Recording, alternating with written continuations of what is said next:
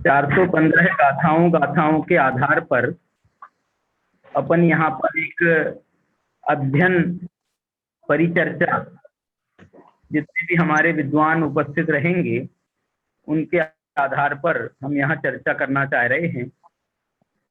हमारे जयपुर के साथी संतोष जी कटनी वाले, ये उनके आग्रह पर ये परिचर्चा का आयोजन किया गया है और उसी के संदर्भ में अपन ने ये कार्यक्रम बना लिया।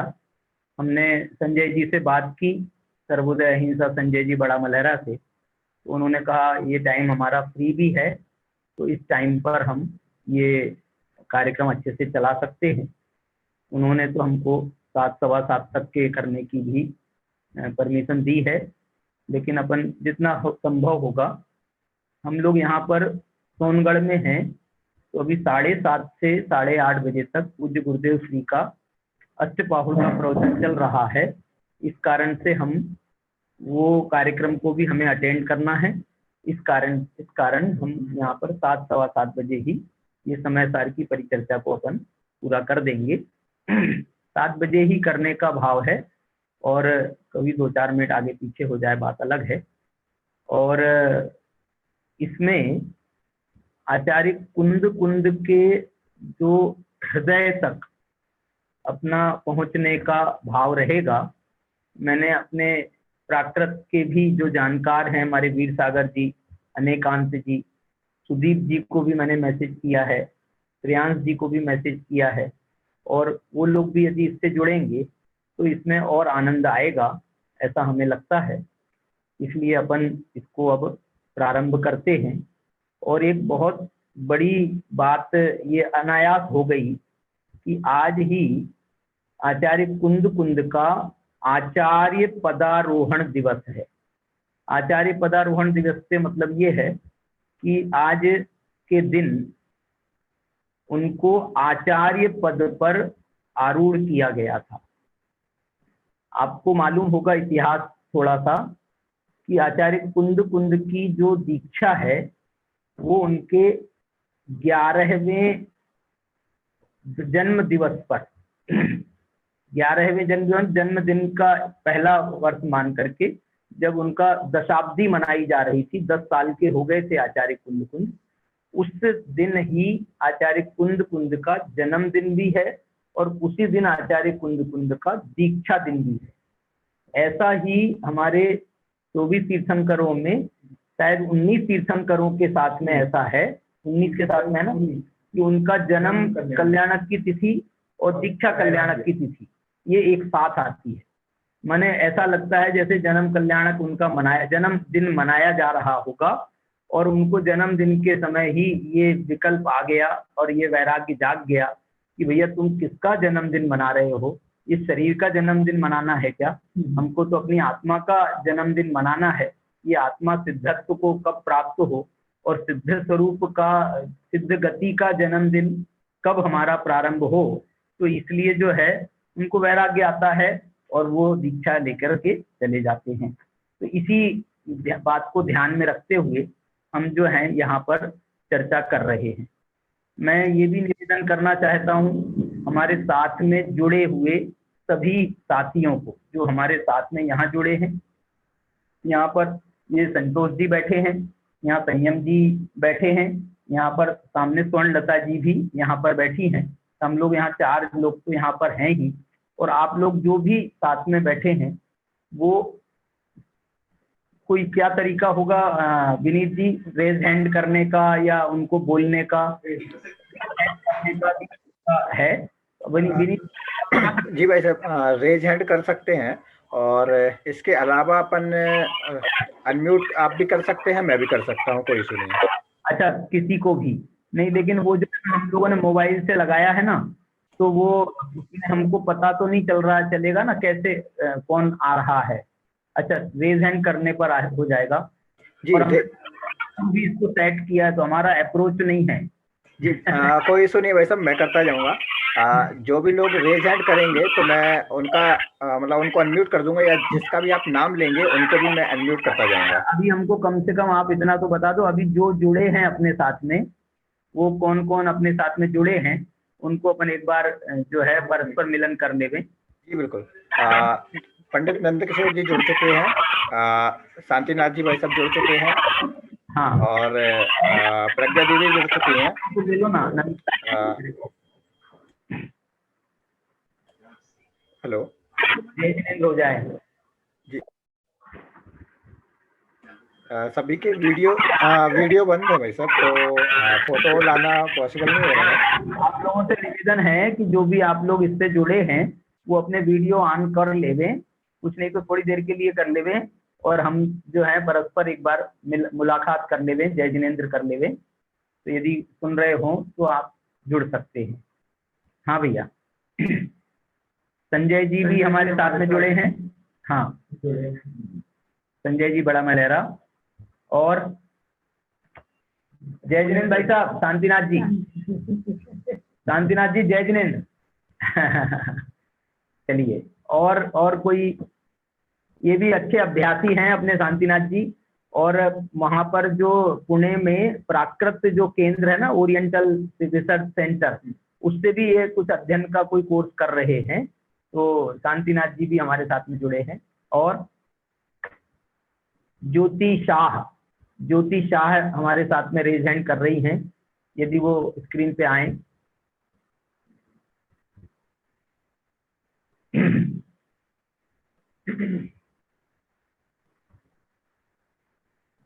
चलिए और आगे चलें।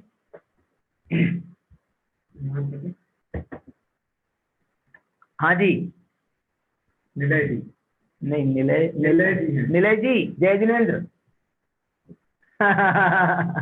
आवाज नहीं आ रही आपकी आवाज। प्रणाम भाई साहब, प्रणाम। जय जिनेंद्र, जय जिनेंद्र, बहुत बढ़िया।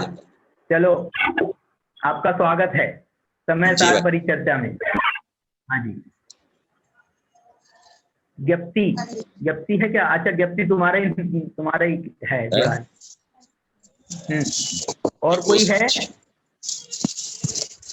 चलिए चालू करें अपन, समय सार की चर्चा प्रारंभ करें समय सार का मंगलाचरण से। मैं संयम जी से निवेदन करता हूँ कि वो समय सार की पहली गाथा से इसका मंगलाचरण प्रारंभ करें।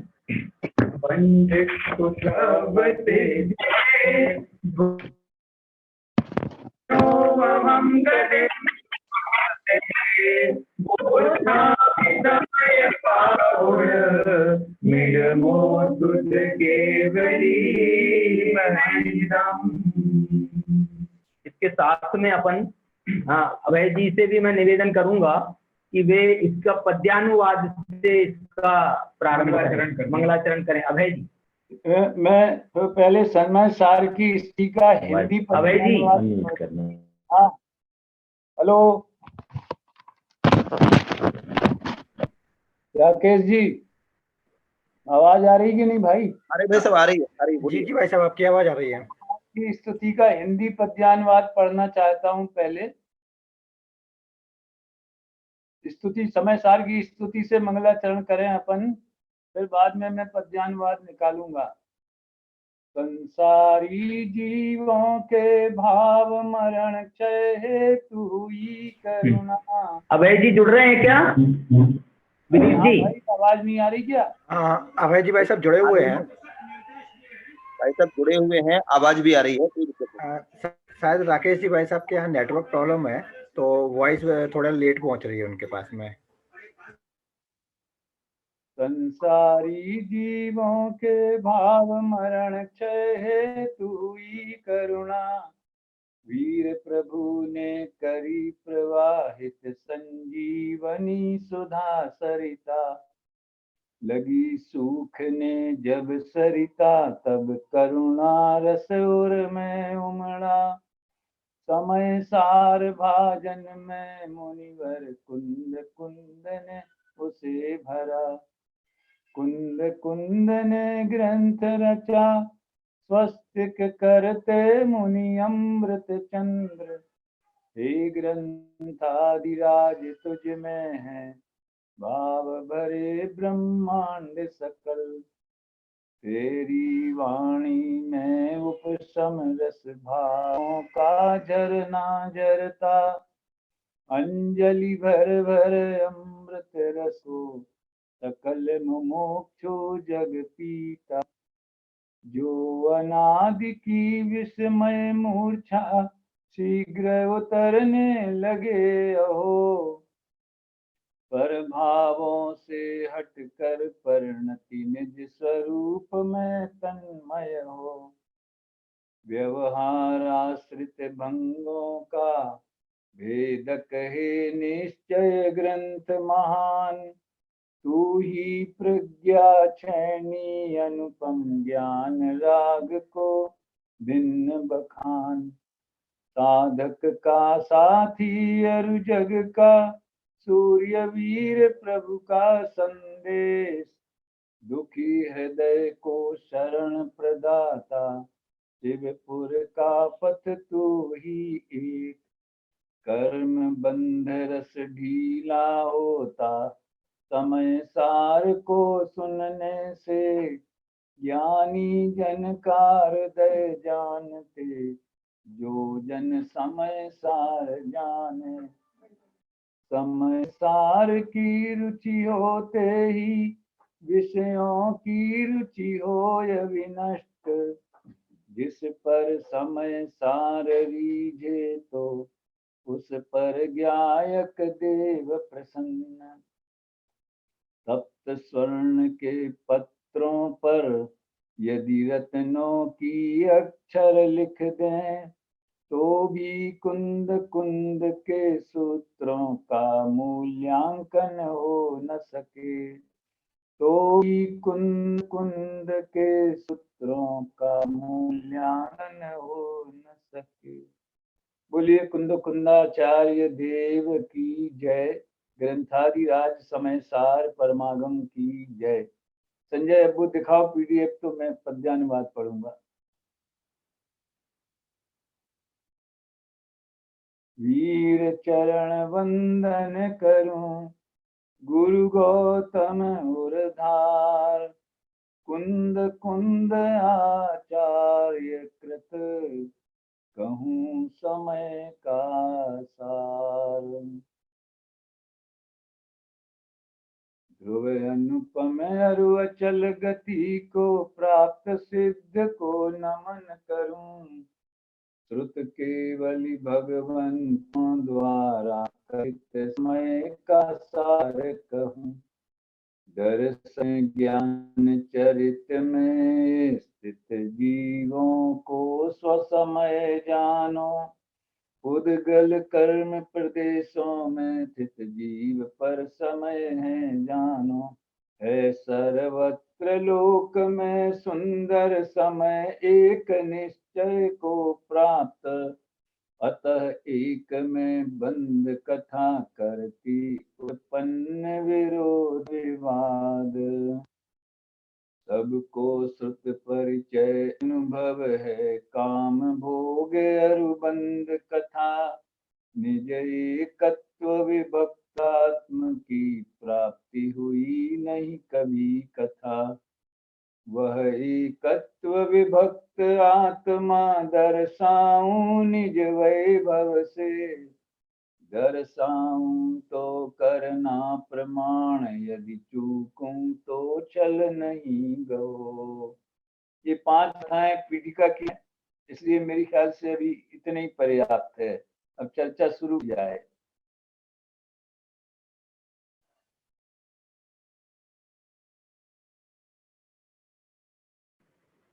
हो गया। आचार्य अमृत चंद्र देव ने इसकी जो टीका लिखी है, हम यद्यपि टीका तो नहीं पढ़ेंगे लेकिन उसके रेफरेंसेस बीच बीच में जरूर आएंगे। तो हम मंगला के स्वरूप में आचार्य अमृत चंद्र ने जो टीका में प्रारंभ में 3 कलश लिखे हैं उनको हम एक बार पाठ कर रहे हैं। संयम जी। नमः समय ताराय चकाचते चिद्भावाय भावाय सर्वभावान्तरस्थिते अनन्तधर्मणस्तत्त्वं पश्यन्ति प्रत्यगात्मनः अनेकान्तमयी मूर्तिर्नित्यमेव प्रकाशता परपरिणति हेतोर्मोहनाम्नोऽनुभावा दविरतमनुभाव्य व्याप्तिकल्माश्रिताया मम परम विशुद्धिः शुद्ध चिन्मात्रमूर्ते भवतु समयसार व्याख्यैवानुभूते। इस ग्रंथ का आचार्य कुंतुन भगवान ने प्रारंभ तो वंदित शब्द सिद्धे से किया है, लेकिन इस टीका का जो प्रारंभ अमृतचंद्राचार्य ने किया है, 3 कलश लिखे हैं। जब उन्होंने पहली गाथा की उत्थानिका लिखी है तो देखिए कितना वजनदार शब्द उन्होंने इसमें प्रयोग किया है, अथ सूत्रावतार। अब सूत्र का अवतार होता है, मानो पहले ना हो और कहा हो, अथवा अध्यात्म सूत्रों का यदि हम कहें, आगम तो हम ये कह सकते हैं सठखंड आगम की रचना पहले हो गई थी, लेकिन आगम अध्यात्म का जो प्रारंभ है उसका प्रारंभ अमृतचंद्राचार्य की दृष्टि में इस समय सार से ही हुआ, इसलिए वो ये कह रहे हैं अथ सूत्रावतार है, अब सूत्र का अवतार होता है, ऐसा कह करके उन्होंने प्रारंभ किया है। अब हम यहाँ गाथा को देखते हैं। वंदितु सव्वसिद्धे ध्रुवमचल मनोवमं गतिं वक्ते वोचामि समय पाहुल निरमोत्सद केवली वहनम। कुंतुन भगवान यहाँ पर सर्व सिद्धों को वंदितु वंदना करके, मैंने यहाँ पर बात पूरी नहीं हो रही है, वंदना करके वो छामी समय पाहुल को कहने वाले हैं, तो उन्होंने उसके लिए सबसे पहले सिद्ध भगवान को या सिद्धों को, सब सिद्धे सारे सिद्धों को, समस्त सिद्धों को यहाँ पर उन्होंने वंदना करके, और अगला जो पद है, जो द्वितीय पद है इस गाथा का, उसमें लिख रहे हैं ध्रुव मचल मनोवमम अणुवमम गदिम पत्ते। माने वो जो सिद्ध भगवान है वो कैसे हैं सिद्ध भगवान, तो ध्रुव अचल और अनुपम गदिम पत्ते, गति को प्राप्त हैं, ऐसे सिद्ध भगवान है। यहाँ आप देखना सब सिद्धे और ध्रुव मचल मनोवम गदिम पत्ते, ये दोनों की एक ही विभक्ति है, पत्ते और सिद्धे। तो ये जो है विशेषण क्या बन गया, ध्रुव अचल अनुपम गति को प्राप्त, ये है पूरा विशेषण, और सिद्ध भगवान जो हैं वो उसके विशेष्य हैं। तो यहाँ पर जो है 3 पद दिए हैं, ध्रुव अचल और अनुपम। टीकाकार ने तो ध्रुव का अलग व्याख्या किया है, अचल की अलग व्याख्या की है और अनुपम की अलग व्याख्या की है। हम अभी ज्यादा उसके विस्तार में नहीं जाएंगे, लेकिन मैं इसमें एक बात आपको जो बताना चाह रहा हूँ वो ये है कि जो जयसेनाचार्य हैं और प्रभाचंद्राचार्य, हमको इनकी एक तीसरी टीका भी मिली है ना प्रभाचंद्राचार्य की, तो प्रभाचंद्राचार्य और जयसेनाचार्य पर एक अमल का पाठ आचार्य ने तो और आपके जयसेनाचार्य ने दोनों पाठों को, उन्होंने अमृतचंद्राचार्य और प्रभाचंद्राचार्य के पाठों को उन्होंने विकल्प से स्वीकार किया है कि एक पाठ अचल भी है और एक पाठ अमल भी है। मैं ये कहना चाहता हूँ आपको, ये जो प्रभाचंद्राचार्य की टीका है ना, ये प्रभाचंद्राचार्य की टीका इसी कारण से मुझे ये महसूस होता है कि और जो हमारे पास में कालखंड भी जैन सिद्धांत कोश के आधार पर जो कालखंड भी मिलता है, तो प्रभाचंद्राचार्य अमृत चंद्र और जयसेन के बीच के, अमृत चंद्राचार्य को 1100 वर्ष हो गए हैं, तो प्रभाचंद्राचार्य को लगभग 950 पौने माने 10,000 को कुछ कम है वर्ष हुए हैं, और जो आपके जयसेनाचार्य हैं उनको लगभग 900 950 950 वर्ष हुए, इसलिए प्रभाचंद्राचार्य बीच के हैं। इसलिए जयसेनाचार्य की टीका बाद में लिखी गई ऐसा लगता है, और उन्होंने दोनों पाठों को स्वीकार किया, अचल को भी और अमल को भी। क्यों, किसको छोड़े, वो ना अचल को छोड़ सकते हैं ना अमल को छोड़ सकते हैं, इस दृष्टि से उन्होंने दोनों को। और एक बात जो हमको लगती है, आपको कभी कभी हमको भी लगता है कि ध्रुव और अचल ये जो दोनों पाठ हैं, ये दोनों एकार्थवाचक हैं, ध्रुव गति कहें अथवा अचल गति कहें। तो यद्यपि हम दोनों को, ध्रुव शब्द जो है वो काल से संबंधित है, और अचल शब्द जो है वो प्रदेशों से, क्षेत्र से संबंधित है।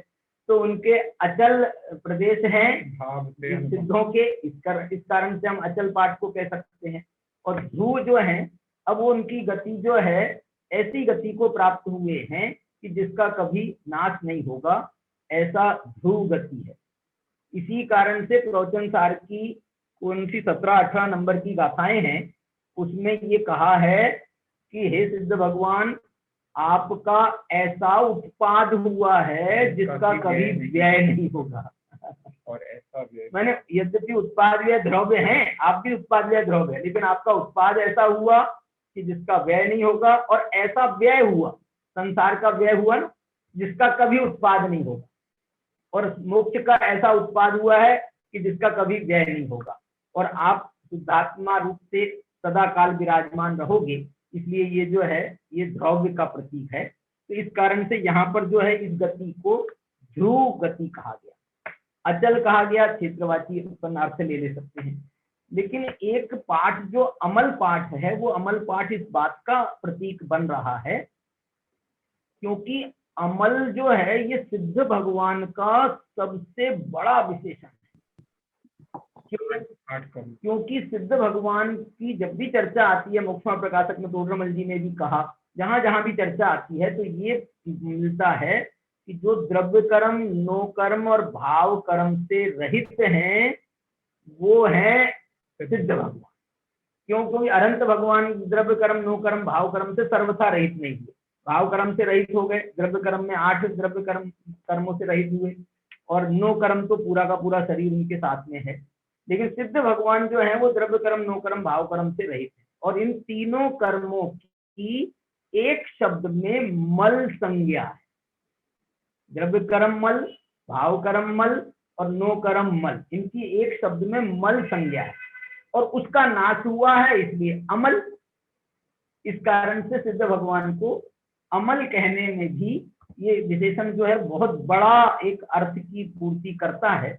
इस कारण से यदि हम ध्रुव के साथ में अचल की जगह पर अमल पाठ भी स्वीकार करें तो कोई दोष नहीं है। और अनुपम, आपकी उपमा, हे सिद्ध भगवान, आपकी उपमा किसी से नहीं दी जा सकती है, आपकी भी उपमा नहीं दी जा सकती, और आपकी गति की उपमा भी नहीं जा सकती, क्योंकि ये सब विशेषण तो गति के हैं ना। तो आपकी उपमा, सिद्ध भगवान आप किसके समान हो, आप तो सिद्ध भगवान, आप तो सिद्ध भगवान के समान हो, इसलिए अनुपम। और आपकी जो गति प्राप्त हुई है आपको, वो गति भी अनुपम है। अनुपम, क्या अनुपमता आप देखते हो, बताओ। अनुपमता इस अर्थ में भी है कि संसार में आज तक ऐसी गति मिली नहीं, इसकी जिससे किसी गति की उपमा दी जा सके संसार में, ऐसी अनुपम गति है।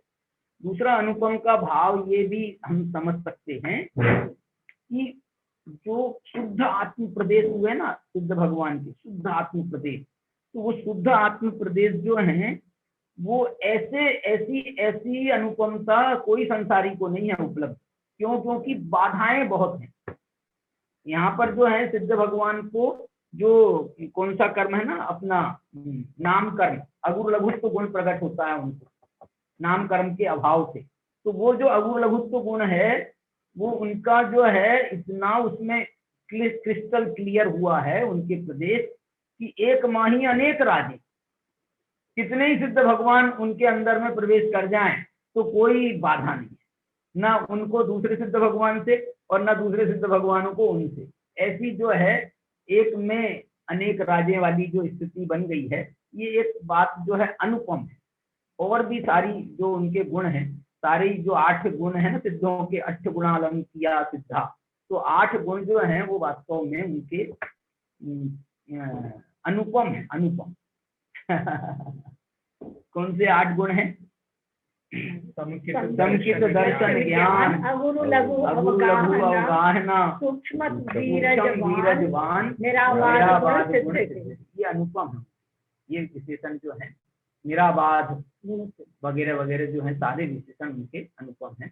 तो ऐसी जो है सिद्ध भगवान की अनुपम गति है, उनको तो सिद्ध भगवान को यहाँ पर स्मरण किया।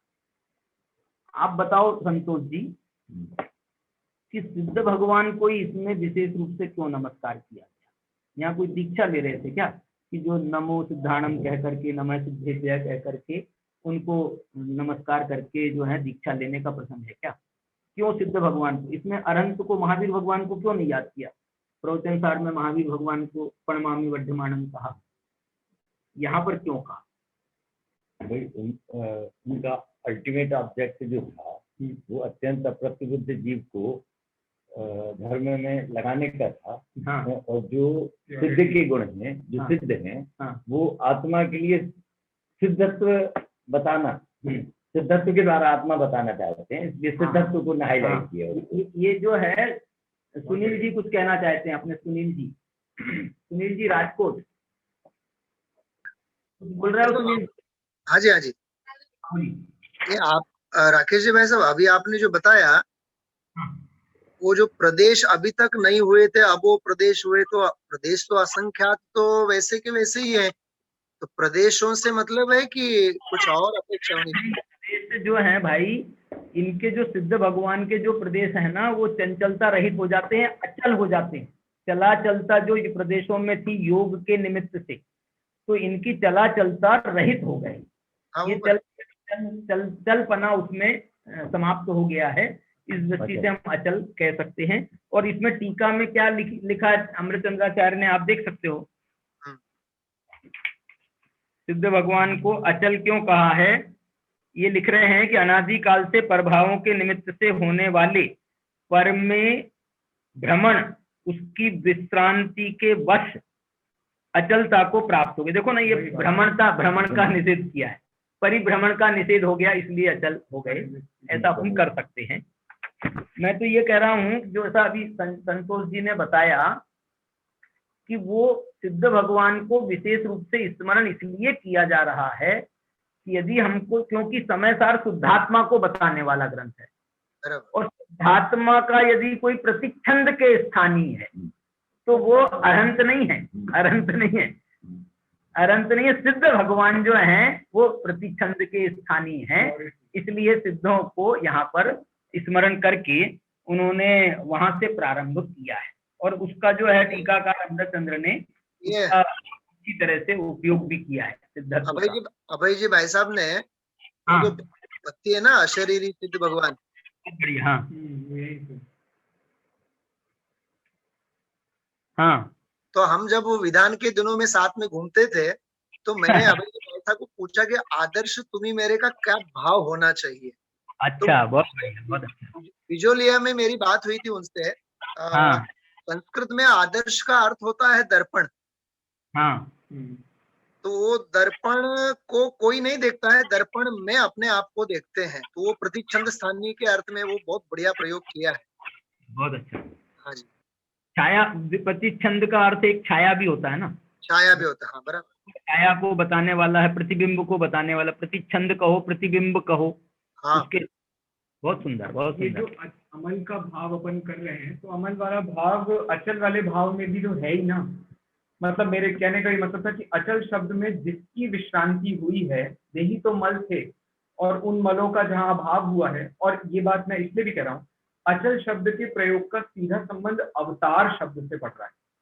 कि ऐसा अवतार हुआ है कि जो चलायमान नहीं होगा, जो ये सब के नाश करने के लिए, कर्मों के नाश करने के लिए जो उन्होंने अवतरण दिया है, अंतिम भाव धारण किया है और अब सिद्धत्व को प्राप्त कर लिया है, तो ऐसा अवतार हुआ है जिसका कोई व्यय नहीं होगा। राकेश जी, हाँ जी बोलिए। आवाज आ रही है? हाँ हाँ सुनो, बोलिए। प्रतिछंद स्थानीय शब्द का अर्थ गुरुदेव ने हाँ अपने प्रवचन में प्रतिध्वनि से किया। हाँ और किया है। उसने ये बताया कि आप किसी पहाड़ के किनारे जाएं या ऐसी जगह शून्य स्थान पर जाएं जी तो वहाँ जी कोई आवाज लगाएं तो वो आवाज लौट के आती है। हाँ मतलब वो प्रतिध्वनि अर्थ किया गुरुदेव ने, ये भी अर्थ किया इसका, ये मैं बताना चाहता मैं आपको बताऊं ना भाई साहब, जो डिक्शनरी है वो जो है ना ध्वनि, वो इको वाली बात को भी स्वीकार कर रही है और जो है दर्पण वाली बात को भी स्वीकार कर रही है, प्रतिबिंब वाली बात को भी स्वीकार कर रही है। हूँ। और प्रतिच्छंद के शुद्ध आत्मा के प्रतिच्छंद है ही बराबर। आदर्श तुम ही मेरे अभी जो सुनील ने आपके दर्पण के ही अर्थ में लिखा था मैंने। हाँ हाँ के ही अर्थ में लिखा था वो ठीक है। मैं तो ये कहता हूँ गुरुदेव का भी हमको और दूसरे समय के भी प्रवचन सुने ना यदि हम, तो गुरुदेव ने कभी दूसरा अर्थ किया हो तो शायद हमको मिल सकता है। हाँ। गुरुदेव हमेशा बंद करके नहीं रहते हैं कि भाई हमने यही पहली बार अर्थ किया तो दूसरी बार भी यही करें, तीसरी बार भी यही करें, ऐसा बंद करके गुरुदेव चलते नहीं है इस दृष्टि से। ठीक है भाई साहब? हाँ, चले। हाँ तो उसके बाद में ये वोच्छामी शब्द है। वोच्छामी शब्द जो है इसका वक्ष्यामी अर्थ जैसे उसके किया है छाया में, तो वक्ष्यामी का अर्थ क्या होता है संयम? वक्ष्यामी का अर्थ होता है कहूंगा। तो अब जो है ग्रंथ प्रारंभ हो रहा है ना, तो 415 गाथा अब आगे कही जाएंगी, तो कहूंगा के अर्थ में यहाँ पर कहा। मैं तो अपने दिमाग से वोच्छामी का अर्थ ये करता था कहता हूं, तो लेकिन वो जो है संस्कृत से वो बात बैठती नहीं है।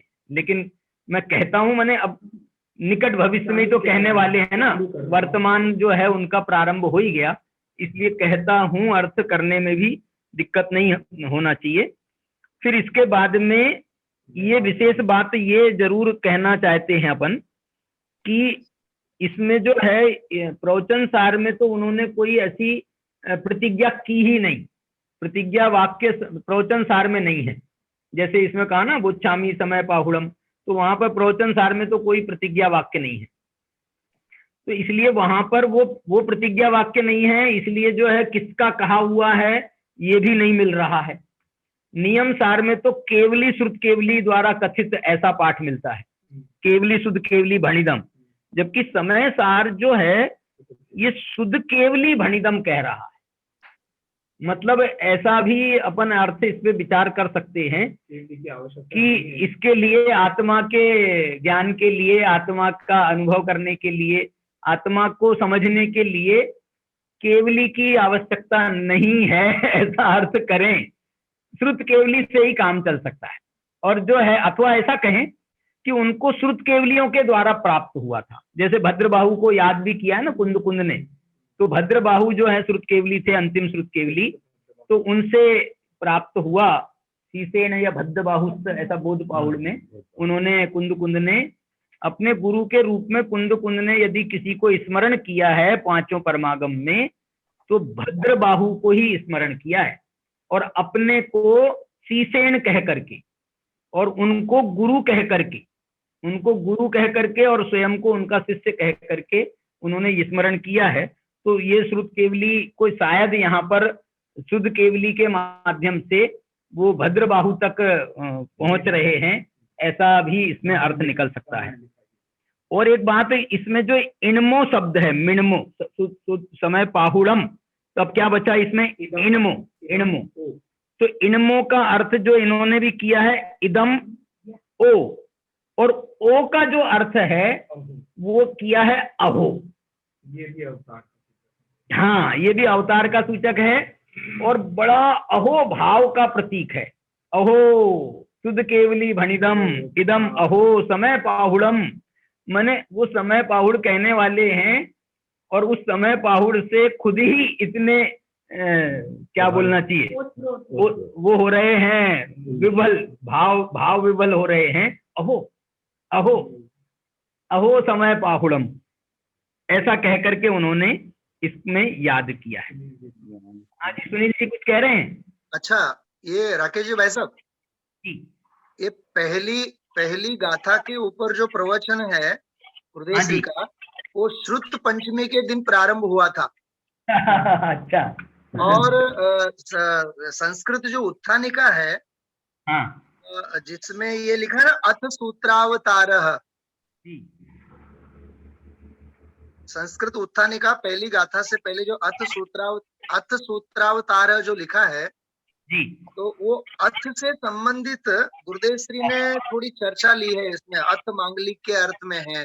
तो जैसे ये करणान योग के, इसमें अपने तत्व ज्ञान के संदर्भ में करणान योग के जो लिखे हैं अपने कल्पना बहन जी ने, उसमें उन्होंने अर्थ के संदर्भ में जैसे ये धौला आदि के बारे में लिखा है, उसके बारे में कुछ चर्चा हो जाए।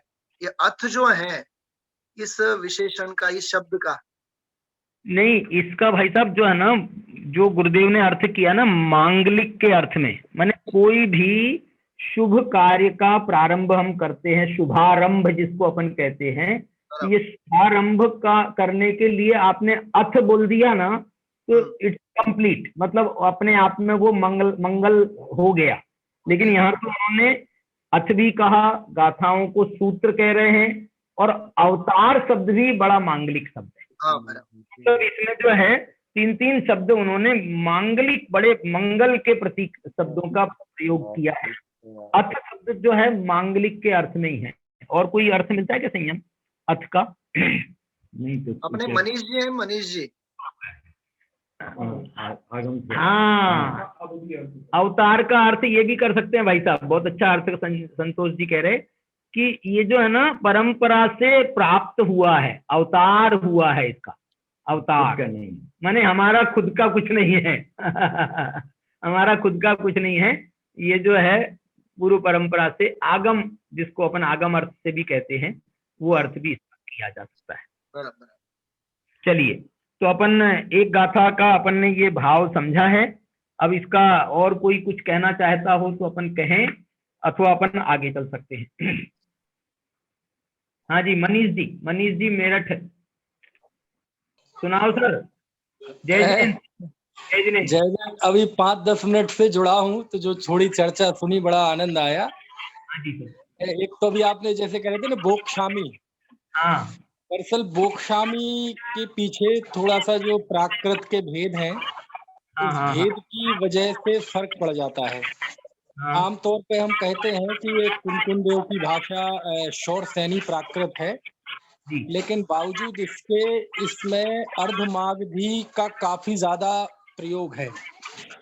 और पहला ही शब्द है ना, जैसे बंदित्तु जी, ये इत्तु प्रत्यय स्वयं अर्धमागधी का है। अच्छा, हाँ, शौर सैनी में भाववाचक कृदंत के लिए इसका प्रयोग नहीं होता है। ऐसे ही ये जो बोच्छामी है, बोच्छामी को जो हम अर्धमागधी के हिसाब से देखते हैं तो उसका अर्थ भविष्यकालीन भी होता है कि मैं कहूंगा। लेकिन यदि केवल इसे शौर सैनी में लें तो उसका वर्तमान काली अर्थ होता है। लेकिन जितने भी विद्वानों ने इसका हिंदी अर्थ किया है वो अर्धमागधी की दृष्टि से किया है। अच्छा। और एक जो अमल शब्द आया है, ये अमल शब्द का बहुत अच्छा अर्थ तारण स्वामी ने किया है। हाँ, ममल पाहुड़ है उनका।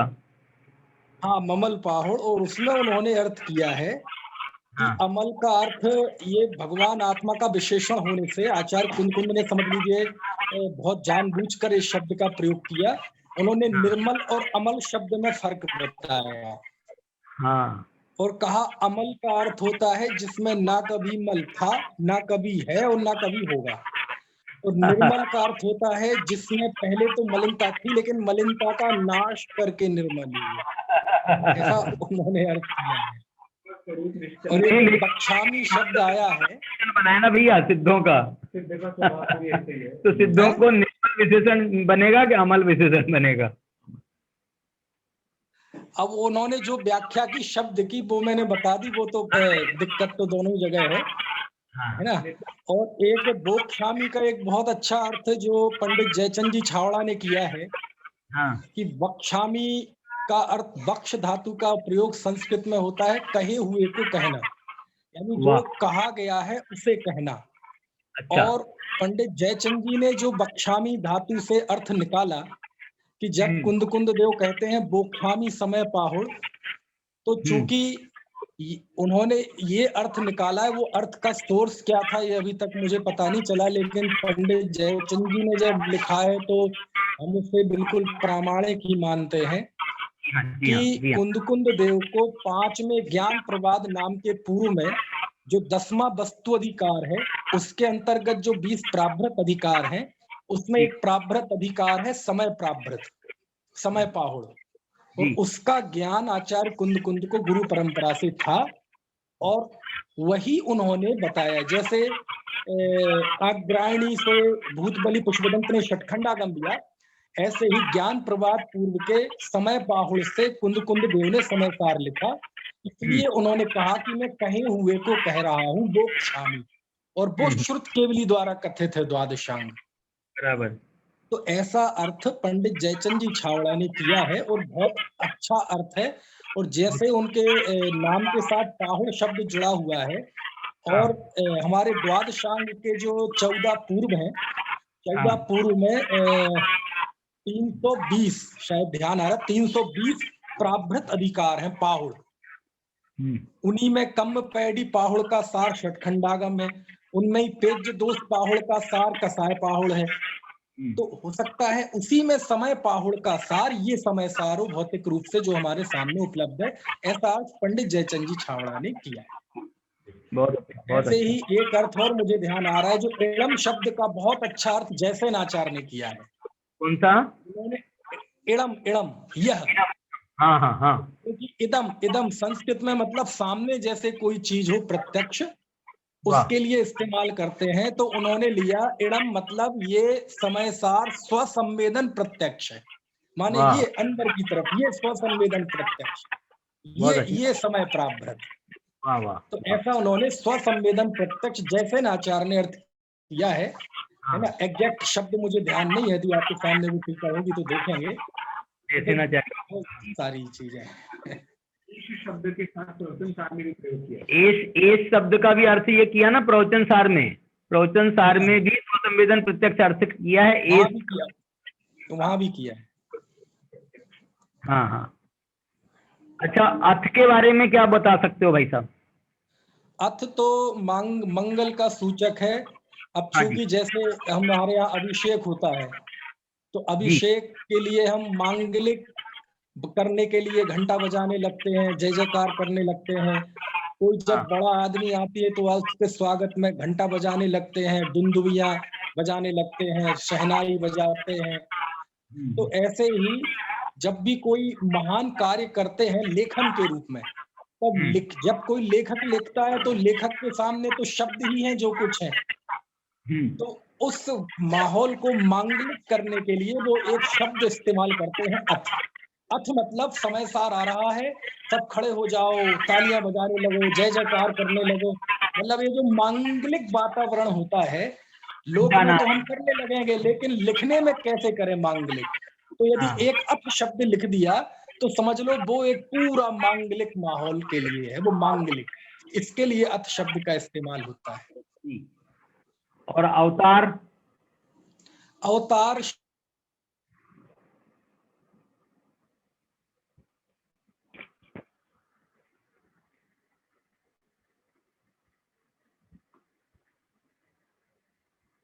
मेरा इसमें एक प्रश्न है कि ये जो है इसको नाटक भी कहा जाता है, समय सार को जी। अमृतचंद्राचार्य को इस गाथा के मंगलाचरण में ऐसा क्या मिला कि उन्हें ये नाटक जैसा लगने लगा?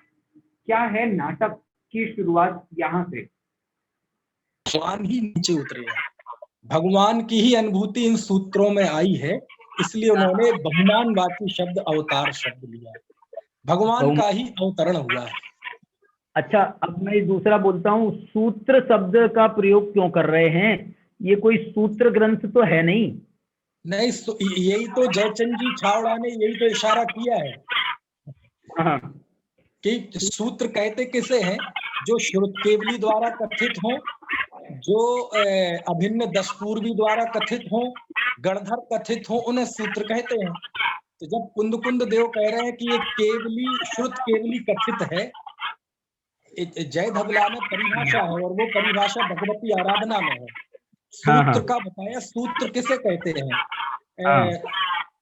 गाथा मुझे देखो याद आ जाएगी बोलते बोलते, गणहर कहियम सुध केवली कहियम सूत्रम, ऐसी गाथा है जिसमें गणधर द्वारा कथित कहे हुए वचन सूत्र हैं, श्रुत केवली द्वारा कहे हुए वचन सूत्र हैं, अभिन्न दशपूर्वी द्वारा कहे हुए सूत्र पूर्व है, और एक चौथा और है, वो ध्यान नहीं आ रहा।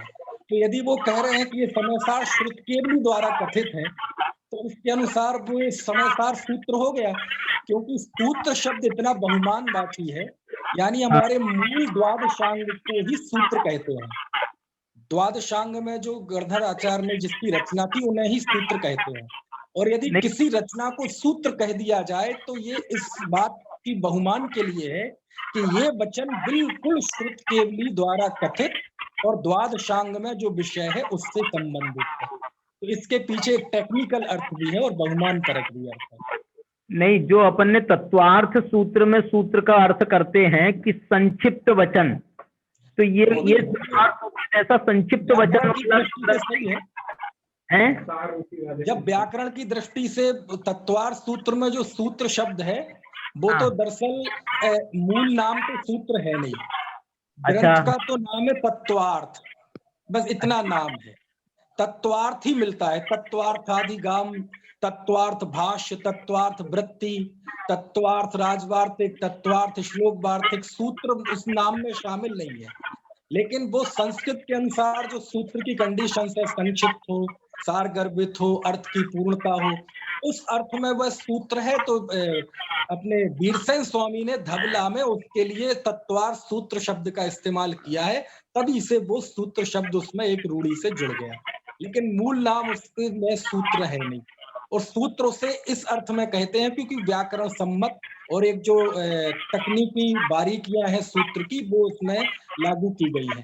लेकिन जब अमृतचंद आचार्य समयसार को सूत्र कहते हैं तो वहां जो व्याकरण के टेक्निकल अर्थ में सूत्र नहीं कहते, वो सूत्र कहते हैं, वो श्रुत केवली की परंपरा से इसका संबंध है, इस बहुमान के अर्थ में सूत्र कहते हैं। नहीं, इसमें जयचंद जी ने जो ये लिखा ना भैया कि सूत्र की 10 जातियां कई हैं, उसमें एक परिभाषा जाति भी है। तो वो परिभाषा जो है, जो अधिकार को अर्थ के द्वारा यथास्थान सूचित करे, वह परिभाषा कहलाती है। कुंदाचार्य देव पराभृत का परिभाषण करते हैं, अर्थात वे समय पराभृत के अर्थ को ही यथास्थान बताने वाला परिभाषा सूत्र रचते हैं। तो ये सूत्र के जो डेफिनेशन दी है ये तो है ही, ये तो कोई भी ग्रंथ होगा प्राचीन ग्रंथ, उस प्राचीन ग्रंथ के सब सूत्र ग्रंथ ही हैं।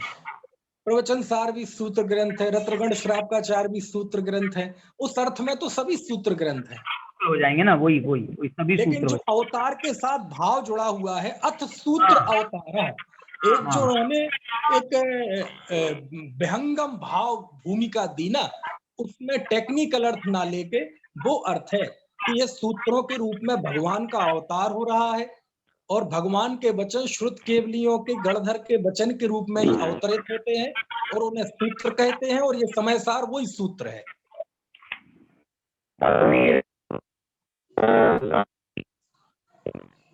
श्रुत वो जो है ना, सुधावतार आप कर रहे हो ना, सुधावतार श्रुतावतार, तो ये श्रुत सूत्र के अर्थ में श्रुत शब्द भी आ सकता है कि श्रुत के अर्थ में सूत्र? नहीं, श्रुत का तो अपना एक सेपरेट अर्थ है। श्रुत तो हमारे द्वादशांग को ही श्रुत कहते हैं रूढ़ी से, क्योंकि वो सुना हुआ था, तो वही असली श्रुत है, लेकिन उससे सुने हुए इन ग्रंथों को भी श्रुत कहते हैं उपचार से। नहीं, जैसे सुत्त पाहुड़ है ना भैया, सुत्त पाहुड़ में सूत्र अर्थ भी निकल सकता है और श्रुत अर्थ निकाला गया है। सुत्त पाहुड़ का सूत्र अर्थ भी होता है और श्रुत अर्थ भी किया गया, मैंने दोनों जगह भाई किया गया है तो मुझे उसका पता नहीं है, लेकिन सूत्र का अर्थ तो सूत्रीय, क्योंकि गाथाओं में वो सूत्र के उदाहरण दिए हैं और सूत्र की वो बताए हैं जिन वचन के सूत्र। लेकिन वो वैसे तो श्रुत पाहुड़ है ना, वो दूसरा पाहुड़ जो है सूत्र पाहुड़ कहा गया है, श्रुत के अर्थ में नहीं है वो ना सूत्र है वो तो। और वो वहां भी सूत्र का अर्थ ये नहीं है व्याकरण वाला। सुनो तो भाई, उसमें द्वादशांग वगैरह का सबका अर्थ किया है ना वहां पर। हाँ, उसका अर्थ भी तो किया है, सूत्र माने श्रुत। कोई बात नहीं, अब अर्थ तो होते हैं, कोई दिक्कत नहीं है। अर्थ तो व्याख्याकार अर्थ करते हैं, उनका अपना अभिप्राय होता है, उसमें क्या दिक्कत है।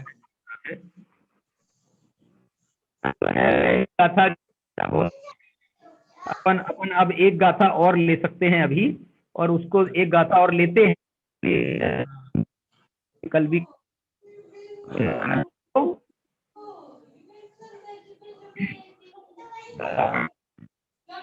संयम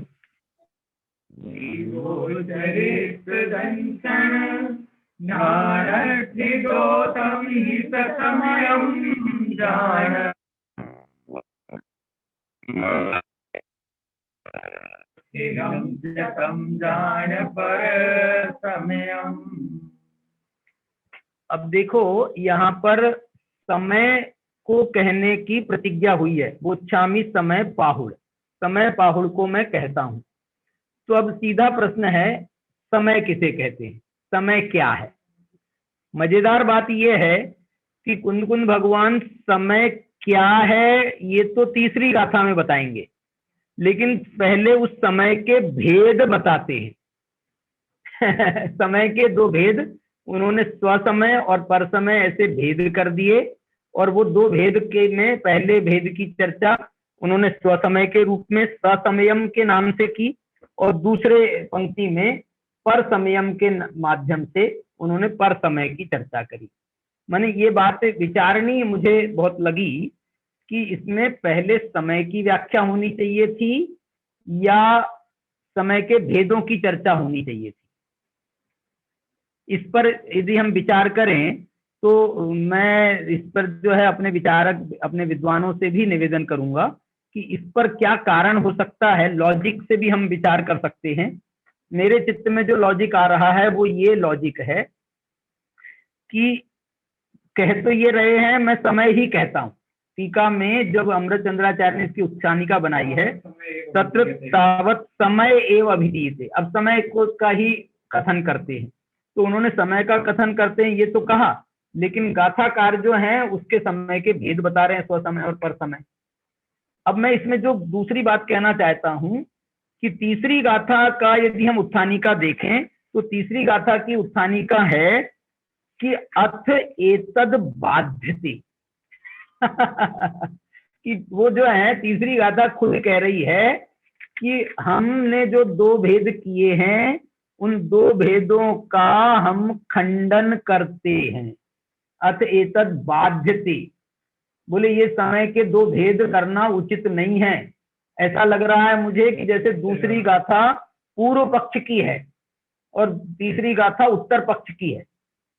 पूर्व पक्षकार के रूप में दो भेद किए समय के, और उत्तर पक्षकार जो मूल कुंदाचार्य कहना चाहते हैं कि भैया ये समय की व्याख्या सही नहीं है, दो भेद मत करो समय के, समय को अखंड रहने दो, अभेद रहने दो। उसकी अभेदता में ही उसकी सुंदरता है।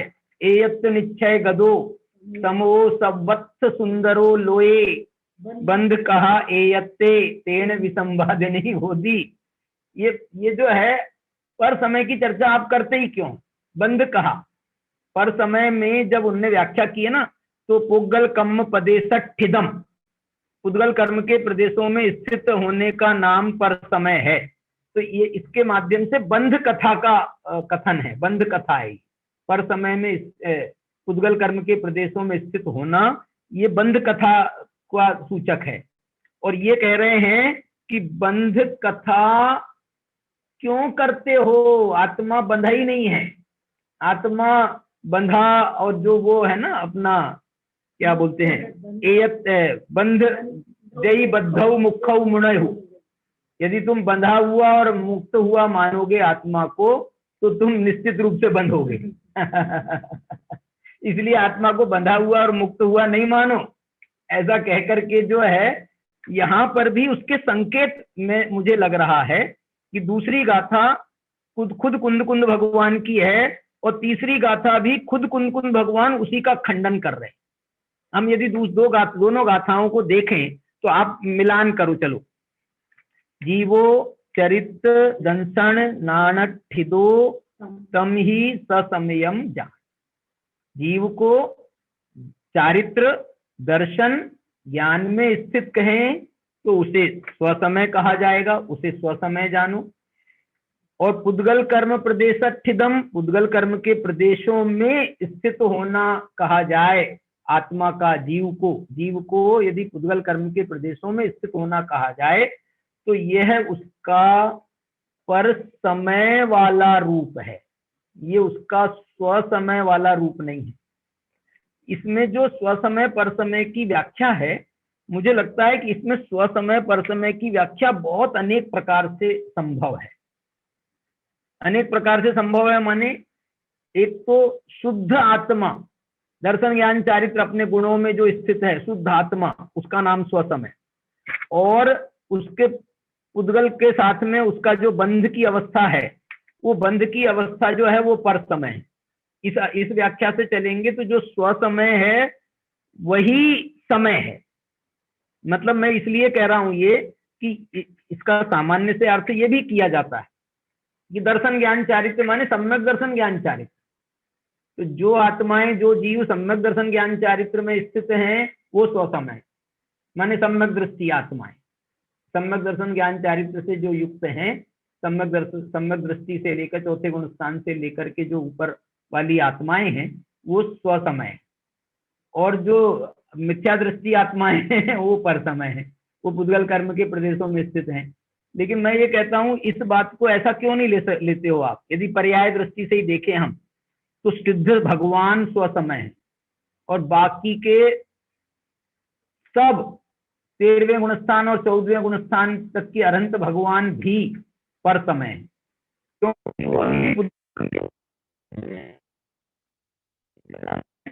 वो वैसा श्रद्धान के स्तर पर नहीं, चारित्र के स्तर पर नहीं, लीनता के स्तर पर नहीं, वो इस स्तर पर कि अभी बंधे हुए हैं ना, उनके साथ में कर्म बंधे हुए हैं ना, तो वो पुद्गल कर्म के प्रदेशों में स्थित क्यों नहीं कहलाएंगे। अभी उनके आचार अघातिया कर्म भी हैं तो वो पुद्गल कर्म के प्रदेशों में स्थित हैं, तो उनको भी पर समय कहा जा सकता है। देखो शुद्धात्मा को स्वसमय, तो बंध दो द्रव्यों के परस्पर बंध को पर समय, पुद्गल और आत्मा के बंध को असमान जाति द्रव्य पर्याय को पर समय। सिद्ध भगवान को स्वसमय कहें तो अनंत भगवान भी पर समय। चारित्र की दृष्टि से, लीनता की दृष्टि से बात करेंगे तो दर्शन ज्ञान चारित्र में जो पूर्णतः स्थित हैं, ऐसे जो शुद्धोपयोगी मुनिराज हैं दर्शन ज्ञान चारित्र तीनों के स्तर पर, वो स्वसमय है और बाकी पर समय है, चौथे पांचवे वाले भी। लेकिन यदि हम श्रद्धा के स्तर पर कहेंगे तो चौथे से ऊपर वाले सब स्वसमय हैं और मिथ्या दृष्टि पर समय है। मतलब इतने इसके हम बहुत सारे ऑप्शन में स्वसमय पर समय के भेद करके समझ सकते हैं। तो ये जो है ये सब बातें समझ लो। इन्होंने बड़ा जो शब्द प्रयोग है कुंद भगवान का, वो बड़ा माने क्या बोलना चाहिए, पारिभाषिक है कि दर्शन ज्ञान चारित्र में स्थित। अब उनने दर्शन ज्ञान चारित्र का खोला नहीं कि सम्यक दर्शन ज्ञान चारित्र है, कि दर्शन ज्ञान चारित्र गुण है, आत्मा के गुणों को कह रहे हैं या पर्यायों को कह रहे हैं उसमें। अब और स्थित होने के भाव,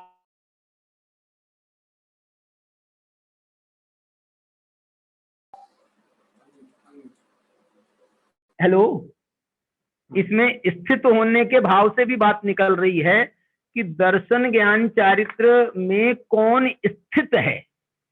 इसमें हम पर्याय दृष्टि का भी विचार कर सकते हैं। मैंने यहाँ द्रव्य दृष्टि से विचार ना करें तो पर्याय कौन इसमें स्थित है। दर्शन ज्ञान चारित्र में आत्मा के जो स्वभाव हैं दर्शन ज्ञान चारित्र, तो अपने स्वभाव में कौन स्थित है वो स्वसमय है, और जो स्वभाव में स्थित नहीं है कर्मों में स्थित हैं, माने बाहर में, आत्मा के बाहर स्थित हैं, पर में स्थित हैं, वो पर समय। तो पुद्गल कर्म के प्रदेश जो हैं वो उसका एक क्या बोलना चाहिए, सैंपल है, क्या बोलते हैं उसको, उपलक्षण से उन्होंने पुद्गल कर्म के प्रदेश कहे। ये पुद्गल कर्म के प्रदेश में हम शरीर को भी ले सकते हैं, नो कर्म को सांकेतिक है, माने उसमें हम शरीर को भी ले सकते हैं। ये पुद्गल कर्म के प्रदेश तो आप कहोगे कर्म तो नहीं है, लेकिन ये कर्म का फल है ना, नो कर्म, और उसका नाम भी कर्म है, नो कर्म। शरीर को भी ले सकते हैं, भाव कर्म को भी हम कर्म, पुद्गल कर्म के प्रदेशों में स्थित कहेंगे। क्यों? क्योंकि ये भाव कर्म उन द्रव्य कर्म के ही उदय से हो रहे हैं। दो प्रकार का उदय है ना द्रव्य कर्म का, भाव कर्म के रूप में और नो कर्म के रूप में। तो इसलिए जो है ये सब उसके पुद्गल कर्म के प्रदेशों में ही ये कहलाएंगे। औदारिक आदि वर्गणाएं कहें, औदारिक आदि शरीर कहें, ये भी तो कर्म के निमित्त से ही प्राप्त होते हैं। तो इस दृष्टि से जो है इसमें हम ये अर्थ भी कर सकते हैं, पुग्गल कम पदेशठिदम। और एक बात ये भी है कि ये जो शब्द है ना पोग्गल, पोग्गल, पोग्गल, पुद्गल नहीं, पोग्गल, ये प्राकृत में, शौर सैनी प्राकृत में शायद ये पोग्गल रूप इसका विशेष रूप से बनता है, पोग्गल।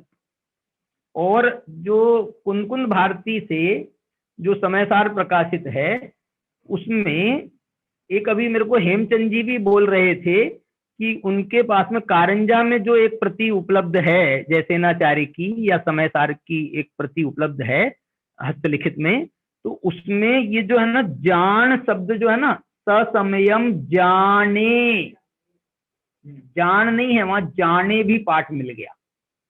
तो ये जो है वो अभी इस बार जो उनका समयसार रिप्रिंट हो रहा है तो ये पाठांतर में वो जाने शब्द भी दे रहे हैं कि जाने शब्द है। और हम जब एक बार उनसे मिले थे, विद्यानंद जी जो दिल्ली में थे, तो वो उनसे मिले थे तो वो तो बहुत बोलते थे इस बात को, जाने जाने जाने। और वो जाने का कोई विशेष भाव बताते थे। वो ये कहते थे देखो स्व समय में तो जाने माने, जाने माने जैसे अनुभव करना, जो स्व समय में स्थित है वो उस नहीं, जो अपने दर्शन ज्ञान चारित्र में स्थित है वो अपनी आत्मा का, शुद्धात्मा का अनुभव करता है, जाने, ये अंतरंग अर्थ निकलता है। और जान जैसे ये आदेशवाची है, उसको जान, तो पर समय को जान और स्व समय को जाने, अनुभव कर ऐसा भी एक अर्थ इसका निकलता, कुछ थोड़ा सा निकलता है। अब ये तो प्राकृत वाले बताएंगे, लेकिन एक पाठ जरूर मिल गया जाने का। और उनकी तो कुनकुन भारती के तो सभी प्रकाशनों में जाने ही पाठ है, उनको भी जरूर कोई ना कोई वो पाठ मिला ही होगा। तो वहां से तो प्रकाशित समयसारों में यही पाठ मिलता है, जाने। तो इसको जो है विशेष अर्थ अपन इसके समझ सकते हैं। और तीसरी गाथा में उसका फिर उन्होंने खंडन भी किया है। खंडन किया माने अचेतन बाध्यते के माध्यम से। तो चलिए इस पर अपन कुछ चर्चा, अभी जो है थोड़ा जो सामान्य अर्थ है वो तो मैंने किया है, इस पर चर्चा को हम आमंत्रित करते हैं। 2-4 मिनट हम चर्चा कर सकते हैं, नहीं तो फिर बाकी हम चर्चा इसकी कल करेंगे। कोई इसमें कोई विशेष बात बताते हुए इसका समापन करना चाहे तो जरूर करें। मनीष जी, शांतिनाथ जी कुछ कहना चाहते हो?